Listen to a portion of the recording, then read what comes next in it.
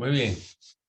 Dios les bendiga. Vamos a comenzar nuestro estudio bíblico de esta noche. Quisiera Amén. pedir que alguien voluntariamente, que lo sienta así en el Señor, nos presente y presente este estudio bíblico en oración en esta noche. ¿Alguien nos dirige?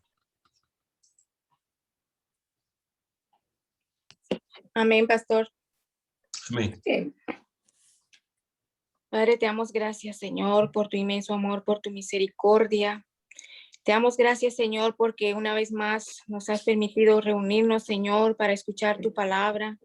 Que tú nos des entendimiento y sabiduría, Padre de gloria. Bendice a tu siervo, bendice al pastor Bernal, Señor. Úsalo, Señor, úngele, Señor. Unge sus labios con poder, Señor. Y que tú prepares nuestros corazones para recibir esta palabra, Señor, que tú nos tienes en esta noche, Padre de gloria. Bendice a cada uno de los que estamos ya conectados, como también los que lo van a hacer, Señor. Bendícelos de igual manera, porque todo te lo pedimos, Señor, en el nombre poderoso de Jesús, tu Hijo amado. Amén. Amén. Gloria a Amén. Jesús. Bien, gracias, hermana Yolanda. Déjenme hacer brevemente los anuncios. Recuerden que el miércoles en la noche los jóvenes tienen su estudio bíblico. El jueves es el día de la oración y en la noche el Ministerio Creciendo Juntos tiene una serie de talleres que se ofrecen, ¿verdad? Que ya ustedes conocen y hay buena participación. Entonces, ¿verdad? El próximo domingo estamos aquí en línea, el culto semanal, domingo en la mañana, a Escuela Bíblica a las 9:15 de la mañana y luego el culto a las 10:30, como ya tenemos de costumbre. Pero luego, este domingo 4, en la tarde a las 4:30, vamos a estar en el Hotel Holiday Inn. Le envié la dirección y esa información a cada uno de ustedes. Y vamos a tener un culto en vivo, ¿verdad? Vamos a tener la adoración, vamos a celebrar la mesa del Señor. Vamos a compartir y vamos a tener una buena conversación los unos con los otros. Espero que todos puedan participar y que nos apoyen. Va a ser de mucha bendición. Por favor, quiero hacer otros anuncios al final del estudio bíblico de hoy. Me lo acuerdan por si se me olvida. Usted sabe que esas cosas ya le pasan al pastor. Pero no. me dan el recordatorio. Amén. Gloria a Jesús. Hay detalles que las personas necesitan saber sobre cómo vamos a proceder allí en el hotel. Esta noche les quiero invitar a que busquen en su Biblia Primera de Corintios capítulo 15. Primera de Corintios capítulo 15. Y ahí en Primera de Corintios capítulo 15 vamos a estar estudiando del versículo 12 al 17. Del 12 al 17. Primera de Corintios capítulo 15, versículos del 12 al 17.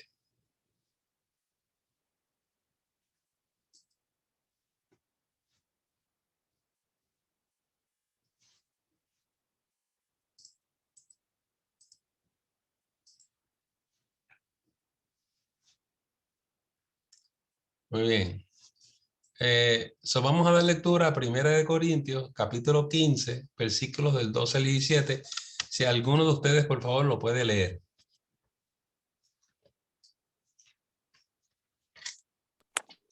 Amén. Amén. Del 12 al 17, ¿no? El 12 al 17. Pero si se predica de Cristo que resucitó de los muertos, ¿cómo dicen algunos entre vosotros que no hay resurrección de muertos?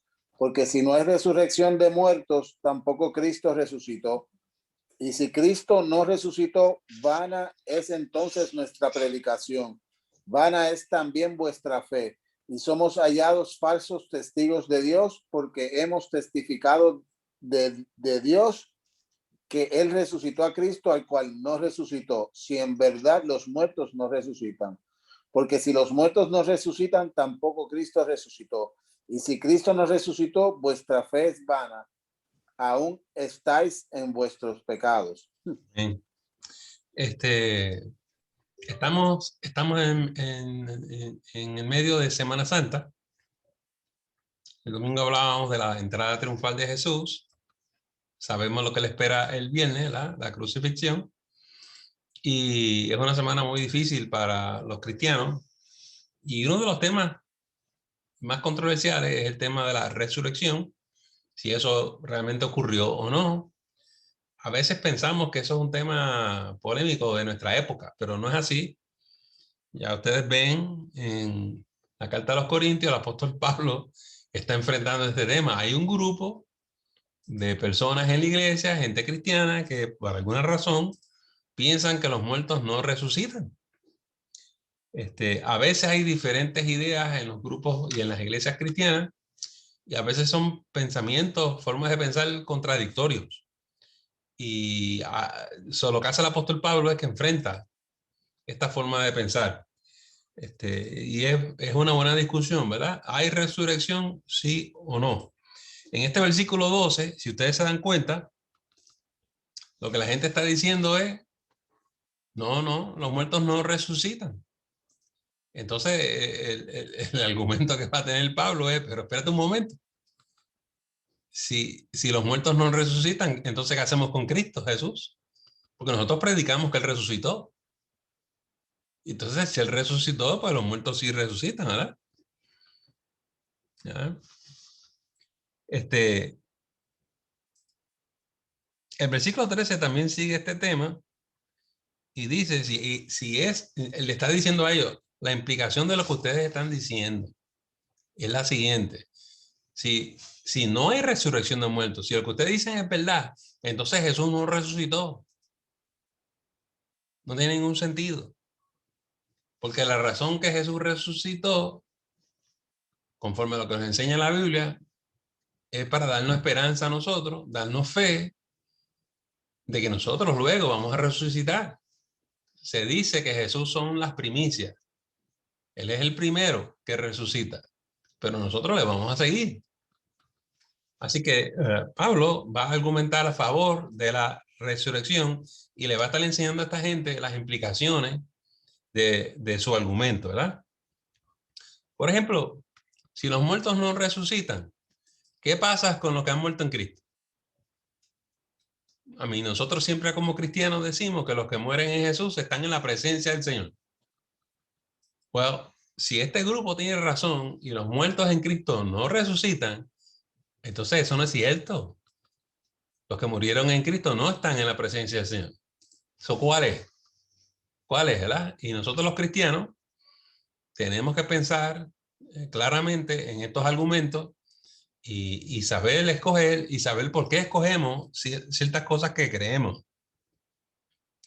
No, nosotros sabemos que el mundo va a negar la resurrección. Los enemigos de la fe, y créanme que hay muchos, van a negar la resurrección, ¿verdad? Y eso ha sido un problema continuo por 2000 años. Y el tema de la resurrección es complejo. El domingo que viene vamos a estar hablando precisamente de este tema. Vamos a estar predicando sobre esto, ¿verdad? Así que no se pierdan el sermón del domingo. Yo creo que nos va a ayudar mucho a entender ciertas cosas. Pero hoy en día, como antes, la gente sencillamente dice, no hay tal cosa, ¿verdad? Y luego nos dicen a nosotros, ¿qué evidencia tienes tú? Pues vamos a ver los argumentos de Pablo. ¿Alguien lee el versículo 14? Para los que llegaron a última hora, estamos en 1 Corintios, capítulo 15, y estoy pidiendo que alguien lea el versículo 14. Amén. Amén. Y si Cristo no resucitó, vana es entonces nuestra predicación, vana es también vuestra fe. Gracias, Inna. Pablo le dice a esta gente, oye, si lo que ustedes dicen es verdad y los muertos no resucitan, entonces vana es nuestra predicación y vana nuestra fe. ¿Qué es esto de que es vano? ¿Qué quiere decir eso? Si me pueden decir en sus propias palabras. Es que no vale nada, que es vago, que es débil, que es pobre. Es un argumento hueco, exacto, inútil, ¿verdad? Como cuando nos expresamos y decimos, tanto luchar en vano, para nada, porque no tiene ningún valor, no tiene, ¿verdad? Ningún fundamento. no tiene sentido, no tiene ningún valor.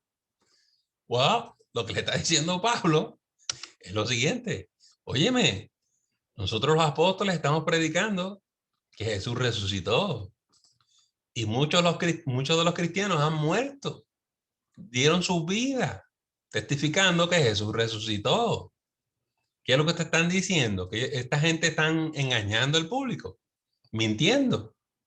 Porque esta gente dio su vida porque están convencidos de que Jesús resucitó. ¿Eh? Igual dice, si Jesús no resucitó, vana es nuestra fe.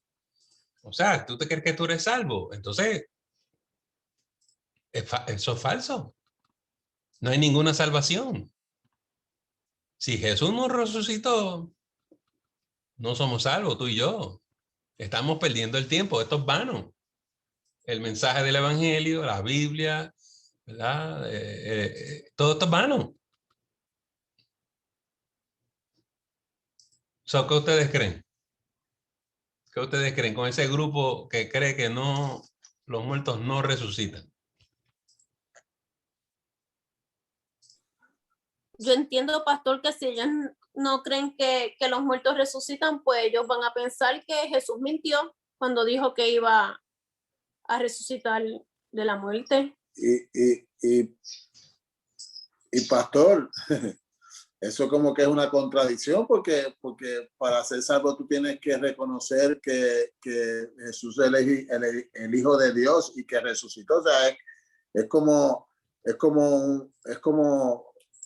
algo sin sentido. O sea, entonces tú estás ahí, esa persona para mí, con el respeto que se merecen, no sé, pero para mí esas personas están yendo a la iglesia por ir y no por ser salvos ni por conocer más de la palabra, entiendo yo, ¿no?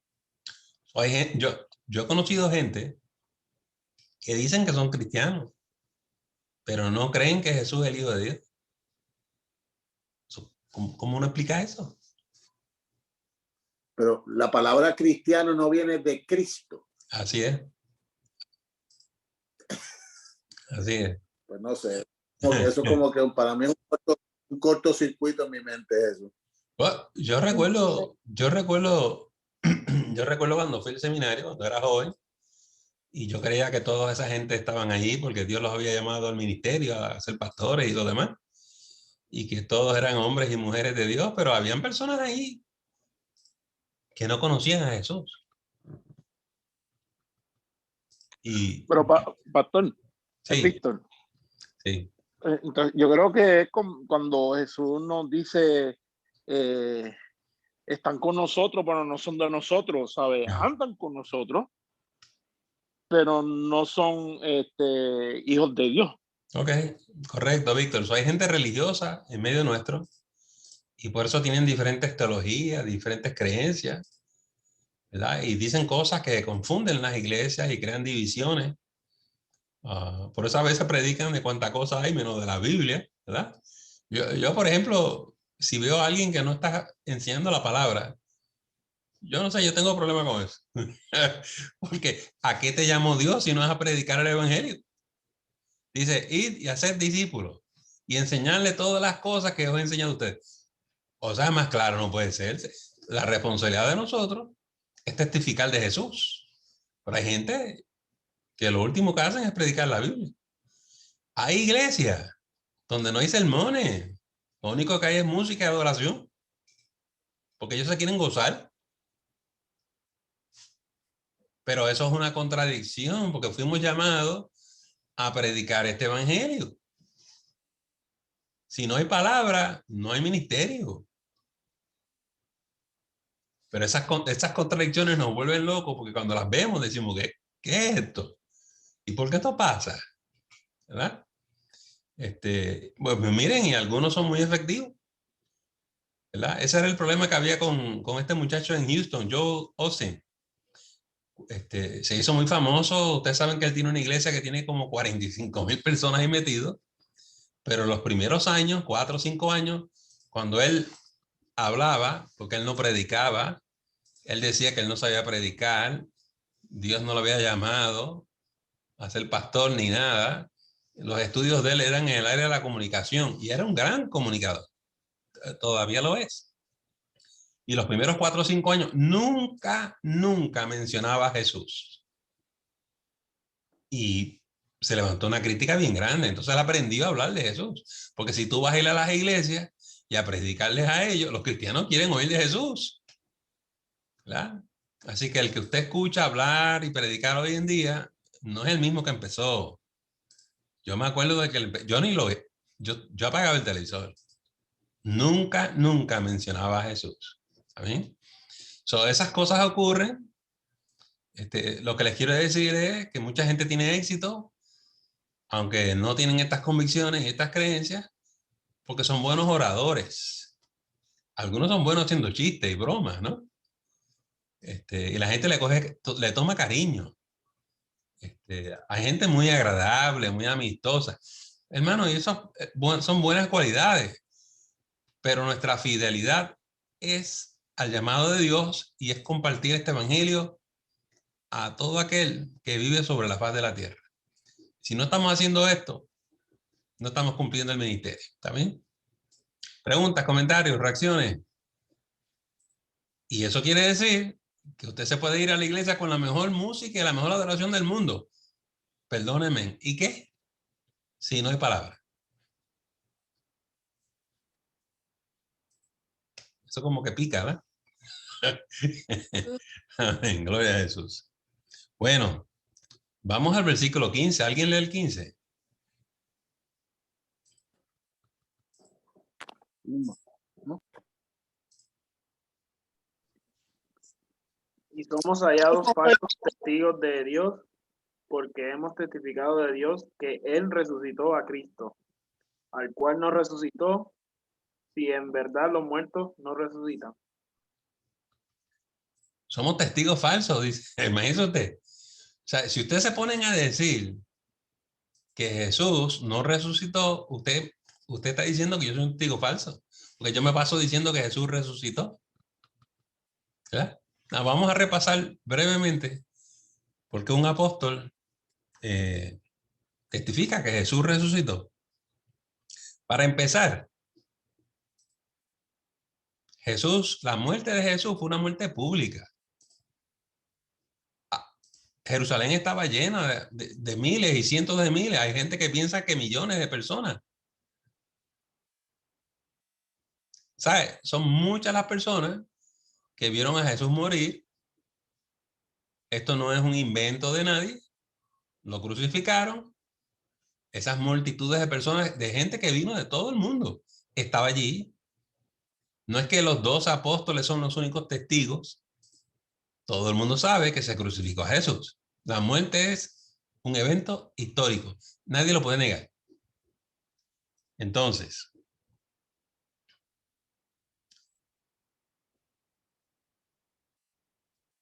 esa gente que estaba allí se estaban convirtiendo a Cristo por multitudes también. 3,000 un día, 5,000 otro día. ¿Por qué?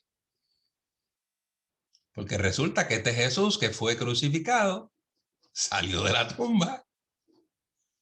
La piedra se movió. Jesús sale, se empieza a aparecer a los discípulos y a los apóstoles. Se le aparece a 500 aquí, a otros allá. Y la gente empieza a tener sus encuentros con Jesús. Y la Biblia dice que Jesús estuvo en medio de ellos por 40 días adicionales. La gente lo veía y lo escuchaban y él siguió enseñando. En otras palabras, que esto no es una fabricación de 12 hombres. Ellos están hablando de que Jesús resucitó porque esa es su experiencia. Ellos lo vieron, ellos lo contemplaron, ellos lo escucharon. Ellos saben que Jesús resucitó y por eso los podían perseguir. Y ellos pueden dar su vida y muchos murieron testificando que Jesús resucitó. Y no había nadie que podía obligarlos a ellos a negar la resurrección porque ellos estaban allí, ellos lo vieron. Y lo que ellos sabían es que esa gente de Jerusalén no le podían negar nada a ellos porque ellos estaban allí y ellos lo vieron. ellos lo vieron. Entonces, el problema de lo que decían, Jesús no resucitó nada, es, ok, ¿dónde está el cuerpo? ¿Y quién es este que se apareció aquí? ¿Y quién es aquel que se apareció allá? La gente de Jerusalén no tenían argumento. Por eso los apóstoles se levantaban a predicar y se convertían en 3,000, 5,000, ¿verdad? Era un argumento bien fuerte. Y la posición de los apóstoles era esta. Jesús resucitó y ahora, ¿qué es lo que ustedes van a hacer? Porque si resucitó, ¿qué quiere decir eso? Pues que Él es el Mesías, que Él es el Salvador, que Él es el Rey. Y aquí hay que tomar una decisión a favor o en contra de Él. So, había gente que aún así negaba a Jesús, rechazaba a Jesús, pero había multitudes y multitudes que venían a los pies de Jesús. Y así fue que nació la iglesia. So, esto es un evento histórico. Y nadie, hasta el día de hoy, nadie tiene duda de ese evento. Y nosotros en la iglesia cristiana hablamos, enseñamos, predicamos sobre esto.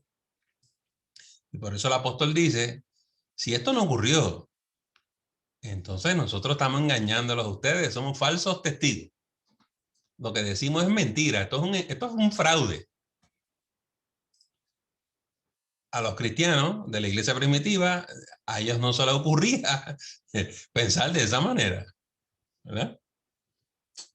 ¿Qué ustedes creen? Comentarios, reacciones, preguntas.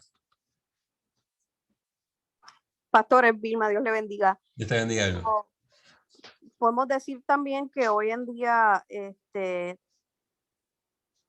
hay religiones que todavía no aceptan la figura de Jesús,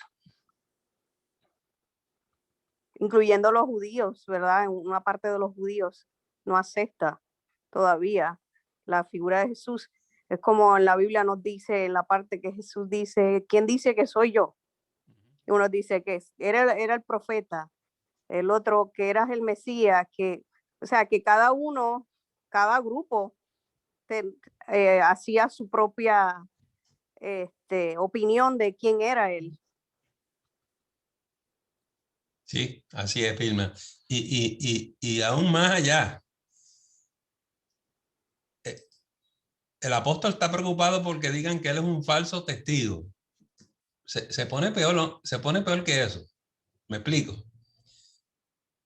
Si los apóstoles son falsos testigos, o sea, están diciendo, son fraudes, están diciendo mentiras, porque estas cosas no ocurrieron, entonces Jesús es un impostor.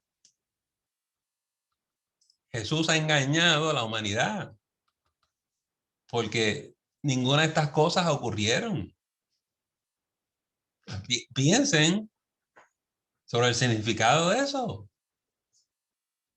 Jesús dice que Él es la verdad, pero de acuerdo a este grupo, lo único que Jesús ha hecho era mentir y engañar a la humanidad entera. O Jesús es un impostor, un fraude y un mentiroso, o Jesús es la verdad. Es una o la otra. Los cristianos insistimos que Jesús es la verdad, que Él resucitó. Todavía hay un grupo en el mundo que se niega a reconocer a Jesús. Y por eso muchas veces a usted y a mí se nos hace difícil testificar de Jesús. Porque hay gente que niega la resurrección, no cree nada de esto. ¿Cómo es posible que podamos persuadir a alguien a reconocer a Jesús? Mire lo que dice el próximo versículo. El versículo 16. ¿Alguien lo puede leer? Porque si los muertos no resucitan, tampoco Cristo resucitó. Okay. Si es verdad lo que ustedes han dicho, entonces Cristo no resucitó. Pero espérate un momentito. ¿Cómo es que tú y yo sabemos que Él resucitó? Te voy a explicar por qué. ¿Cómo? Tú y yo tenemos una experiencia personal con Jesús. Tú y yo lo hemos invitado a nuestra vida. Él entró a nuestro corazón.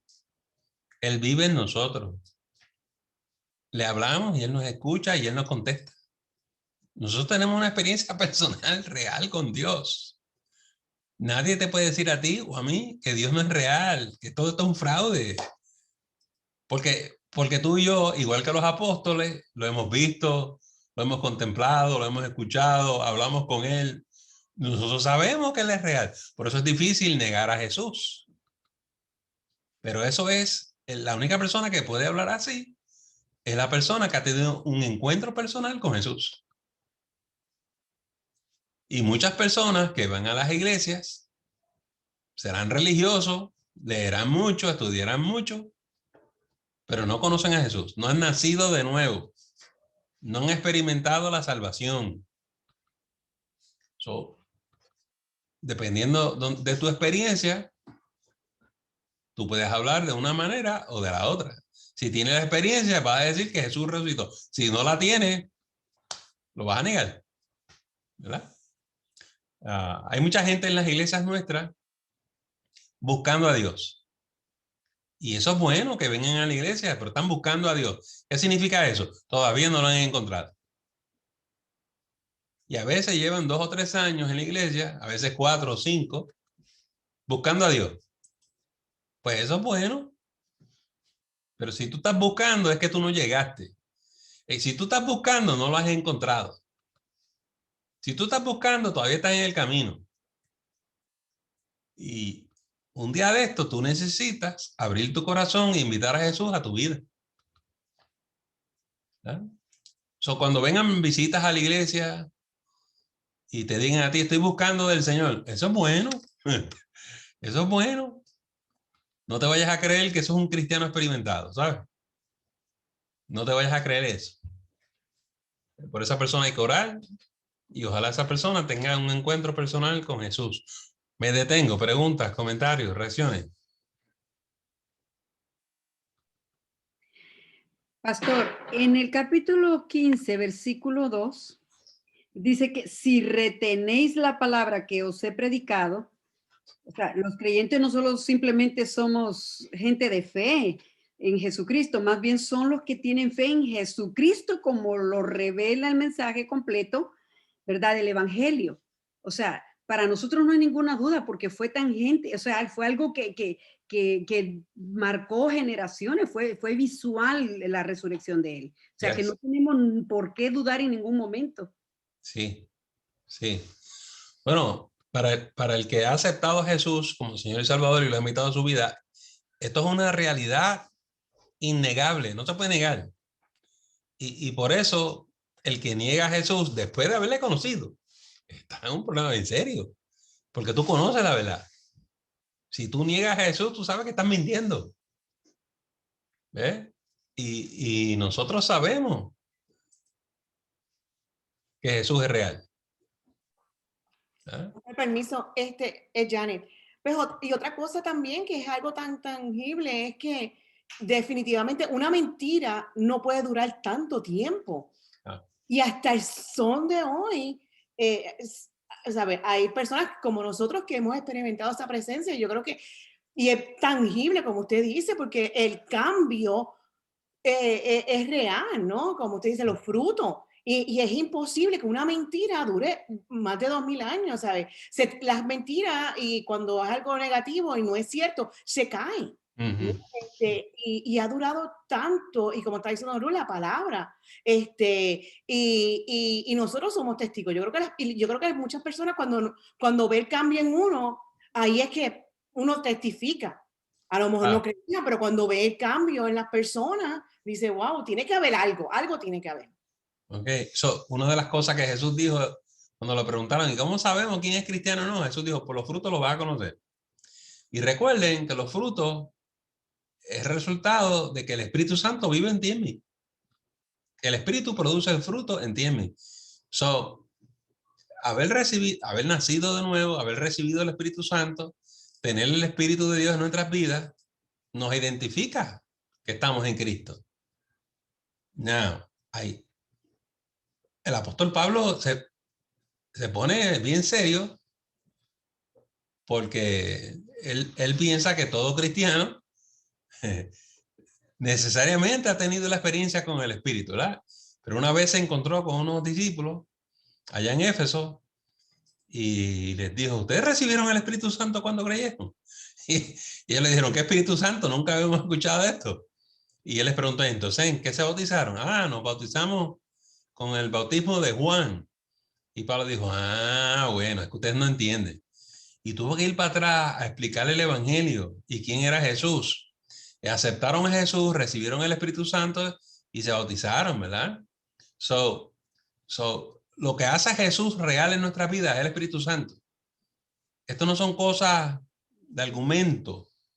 Esas son tus creencias, lo que tú crees, te lavaron el cerebro. No, el Espíritu Santo es la presencia de Dios en tu vida y en la mía. ¿Verdad? Es bien difícil negar la realidad de Dios cuando Él vive en ti, cuando Él mora en ti. Pastor, Sí, hay una cosa, perdonando, en el capítulo 5 dice la resurrección de los muertos. Ok, nosotros seguimos viendo que el Señor sigue resucitando en cada uno de nosotros porque estábamos muertos en pecado. Y como decía Janet, cuando la gente ve el cambio que se genera en nosotros, se dan cuenta que Jesucristo ha resucitado en nuestras vidas. O sea, que somos testigos real de la resurrección de Jesucristo, porque nace en nosotros de nuevo y comienza a vivir en nosotros. Lo que está diciendo Rude, que una de las enseñanzas bíblicas, es que usted y yo y todos nosotros hemos resucitado ya. Ya nacimos de nuevo, hemos resucitado, espiritualmente hablando.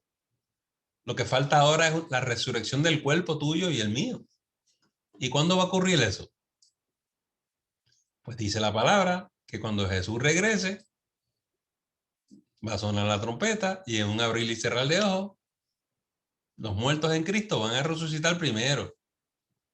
O sea que ellos van a heredar el cuerpo transformado. Luego, tú y yo, que estemos vivos, seremos transformados en un abrir y cerrar de ojos. Que nuestro cuerpo físico va a ser transformado en un cuerpo espiritual.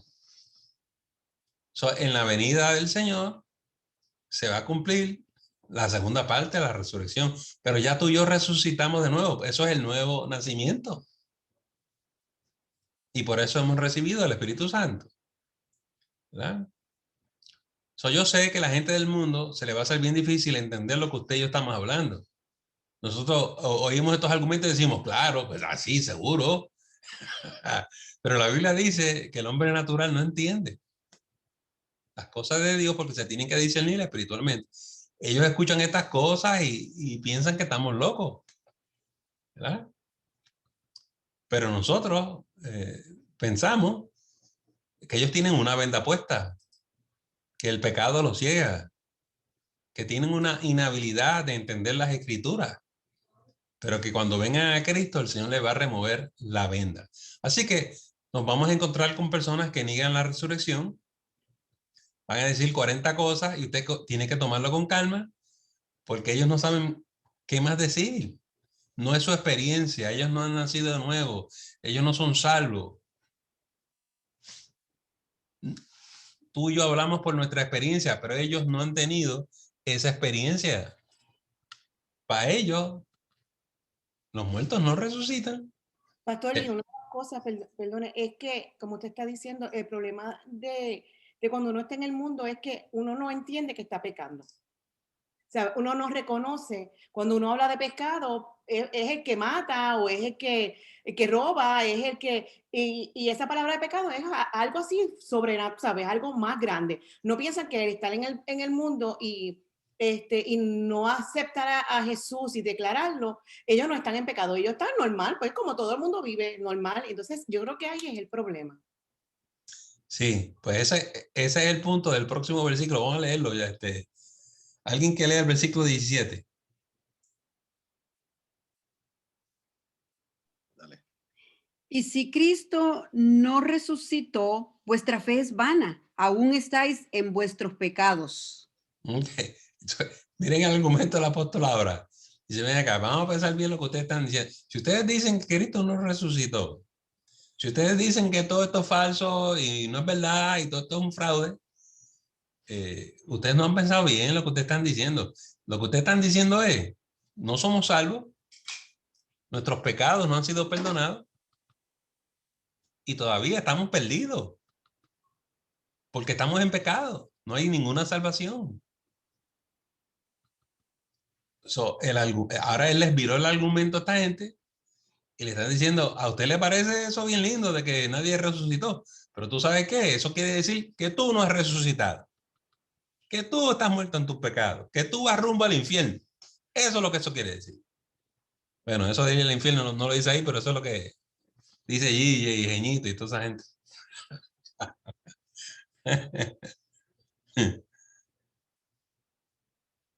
A veces la gente está diciendo cosas y ellos no entienden lo que están diciendo, las implicaciones, ¿verdad?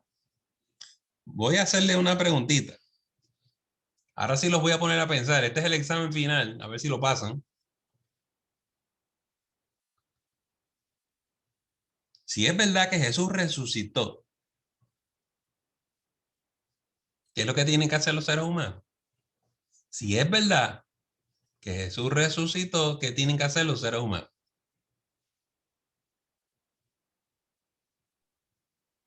Aceptarla y rendirnos a Él. Ah, pues parece que llegamos al verdadero problema.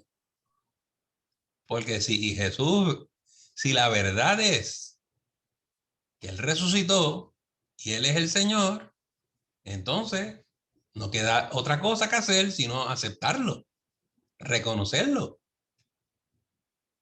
Parece que este grupo no quiere hacer eso. Los que están negando la resurrección, todo este argumento, todo este enredo, todo este esfuerzo por confundir a la gente es porque ellos no quieren reconocer a Jesús. Segunda pregunta, ¿y por qué ellos no quieren reconocer a Jesús? Pastor, ellos se sienten cómodos en su pecado. Ellos se sienten felices siendo un zombie espiritual porque pues se acomodan en el pecado y se deleitan en él. Entonces no les conviene renunciar porque dejarían, según ellos, de disfrutar, de gozar esas cosas que ellos hacen, que son los que los lleva a la muerte. Perfecto. En esencia, ellos prefieren vivir en el pecado. A ellos les gustan las tinieblas. Por eso Jesús dijo que amaban más las tinieblas que la luz. Toda esta discusión de que los cristianos estamos locos, chiflados, que no hemos inventado estas cosas, que estamos mintiendo, todo esto es para esconder que son unos rebeldes y que no quieren reconocer a Jesús. Precisamente eso es lo que nos dice la Biblia, que el que está en pecado está en rebelión. Y aquí está, ¿verdad? El apóstol le quita la máscara a ellos y para que usted sepa, cuando usted esté testificando, hablando de Jesús, si alguien se pone a argumentar estas cosas con usted, que usted sepa que su problema es la rebelión. Ellos no quieren aceptar a Jesús. Y lo que le están diciendo es, no hay manera que tú me vayas a persuadir y convencer a mí. ¿Cómo manejamos a esa persona? ¿Qué hacemos con ese tipo de personas?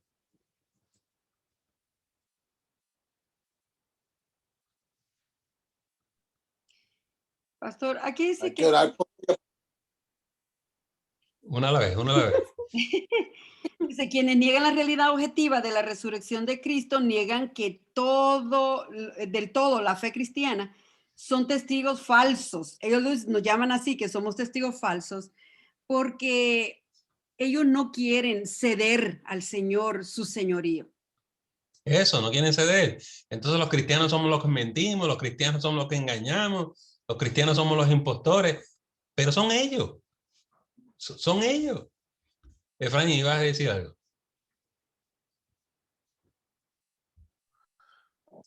Pastor, que yo entiendo que es nuestra obligación también orar por ellos para que el Señor quite las vendas, porque los otros días estaba hablando con unos hermanos, los que matan y los que hacen las cosas malas obviamente saben que están haciendo las cosas malas, pero hay otros que tienen unas vendas aún mayores porque son los que a lo mejor no matan, son personas de buen comportamiento en la sociedad y entonces ellos entienden que ellos no están haciendo nada malo y yo he conocido muchos de esos que no creen en Jesús. O sea, creen en Dios y no creen en Jesús, entonces tienen una melcocha y en realidad eso es lo que ellos creen y no hay, esa es su verdad, y tú venir de afuera a tratarle de enseñar otra verdad es como que imposible cambiar esa mentalidad, y en realidad lo único que uno tiene que decirle es, lee la Biblia, que se ha probado 1,000 veces que es cierto, y ellos te dicen, sí, pero es que si tú lees la Biblia de otras religiones, eso no lo dice, y se meten en esa historia, pero nunca pueden justificar su posición. O sea, y eso tienen una venda más grande de quitar para mí que el que mata. Hay personas que rehúsan venir a la verdad. Hay personas que rehúsan venir a la verdad y usted no lo va a poder persuadir ni convencer. Sus corazones están cerrados. No. Si esa gente muere así, ¿qué les va a pasar? Ya, es muy lamentable, ¿verdad? A mí, estas son cosas difíciles de hablar, pero si tú no vienes a la verdad, tú te mantienes en la oscuridad, en las tinieblas. Es lo que tú escogiste. Entonces las consecuencias son serias, hermano. Son consecuencias eternas. Y esta gente se cree que ganaron la discusión contigo y conmigo, se burlaron de ti, se burlaron de mí, se mofaron de nosotros, se rieron muchísimo. Pero óigame, están pagando un precio bien alto. Están pagando un precio bien alto. Sí, al final hay que orar, entregárselos al Señor, pero usted no siga peleando y discutiendo con esa gente. Usted va a ver el domingo que hay gente que sabe la verdad y rehúsa la verdad, no la va a aceptar, no importa lo que usted diga. Eso es una lamentable realidad del ser humano. Los seres humanos somos complejos, ¿verdad? Uno pensaría que si tú le demuestras los hechos y le demuestras los argumentos y le pones la evidencia de frente, pues eso es irrefutable, lo vas a tener que aceptar, pero no es cierto. Usted le puede dar un video ahí y no lo van a aceptar. Eso es triste, pero eso es lo que sucede, y por eso vemos que cuando la Biblia nos habla de la segunda venida de Jesús, dice todo ojo lo verá, y la gente empieza a tratar de esconderse en las peñas, en las cuevas, a huir de la presencia de Dios. A eso es que se refiere. Tú lo puedes negar hoy, tú te puedes burlar de los cristianos hoy, tú no puedes ir embustero, pero ese día todo ojo le verá. Todo ojo le verá. ¿Eh? ¿Algún último comentario, pregunta o inquietud? Bien. Quería hablar de este tema porque estamos en medio de la Semana Santa y como ustedes saben, nos encaminamos el viernes, que es el día que vamos al Calvario, ¿verdad? Pero damos gracias al Señor que Jesús dio su vida por nosotros. Así que todo depende de cómo usted vea el viernes. Fue un día horrible, pero fue un día de gloria, fue un día de bendición, es un día de victoria, ¿verdad? Como les dije al principio, les quería hablar un poquito sobre este domingo y el culto en el hotel. Y quiero mencionar algunas cosas para que usted le hable a los demás, porque parece que hay dudas y confusiones. No sé por qué eso pasa, pero pasa, así que vamos a tratar de aclarar. Para entrar al hotel, usted necesita tener la máscara puesta. Son reglas del hotel. Mañana voy a ir al hotel a hablar con ellos nuevamente y hacerle una serie de preguntas sobre este detalle. Por ejemplo, lo que quiero averiguar es, una vez estemos en el salón adentro, ¿verdad? Hay personas que se quieren quitar la máscara, a otros se la quieren dejar puesta.